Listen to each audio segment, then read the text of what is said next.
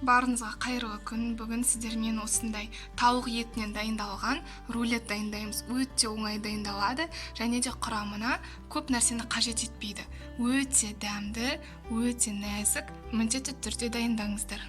Бұл рецептке тауықтың төс етін, аяғын, тағы басқа жерлерін пайдалана беруге болады. Ең бастысы сүйегі болмау керек. Осындай жұмсақ жерлерін аламыз. Осылай біздің тауық етімізді әр түрлі бөліктерге бөлеміз. Үлкен, кіші, орташа. Ең басты қатты ұсақ болмау керек.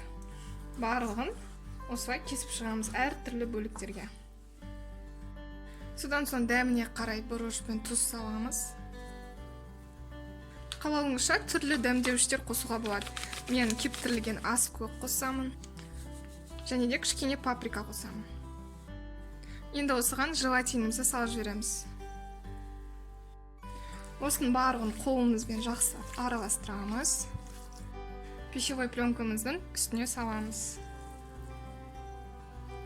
Жақсылап, тығыз қылып пищевой пленкамен рулет тәріздес қылып ораймыз. Өте қатты тығыз болу керек. Аралары ашық қалмауы тиіс. Міндетті түрде бірнеше пищевой пленкамен ораймыз. Біреуі болса жеткіліксіз. Мен 7-5 рет пайдаланатын болам. Мұнда рулеттің ішіндегі желатиннің ағзаға ешқандай зияны жоқ. Сондықтан уайымдамасаңыздар әбден болады.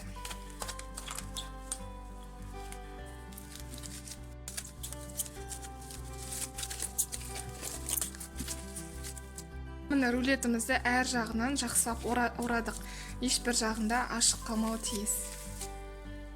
Енді осы рулетімізді алып, қайнайын деп жатқан суға, яғни ыстық суға саламыз.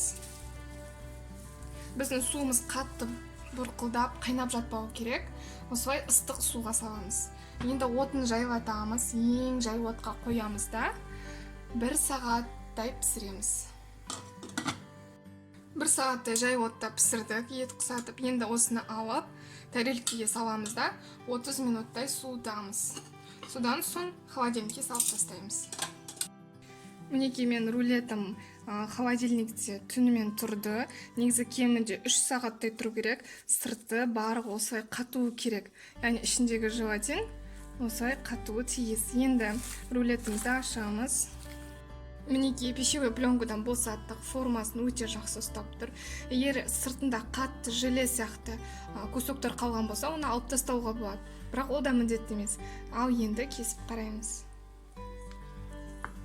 Өте жұмсақ кесіледі.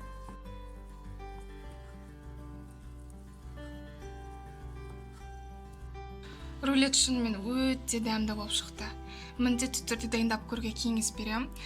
Бұл дүкендерде сататын рулеттен әлде қайда пайдалы, әлде қайда дәмдірек, және де өзіңіз жасаған соң ішіне қандай тағамдарды қосқаныңыз өзіңіз білесіздер.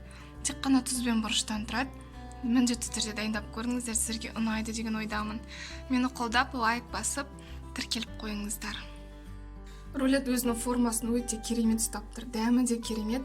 Тіпті мен енді болған ингредиенттерді әртүрлі қылып араластырып сала беруге болады. Сарымсақ қоссаңыздар да болады, тұздалған қияр қоссаңыздар да болады. Кейбіреулері тіпті магазин сататындар чернослив те қосады, өзіңіздің қалауыңызша қоса беруге болады. Өте дәмді. Міндетті түрде дайындап көріңіздер, және де өте тез дайындалады.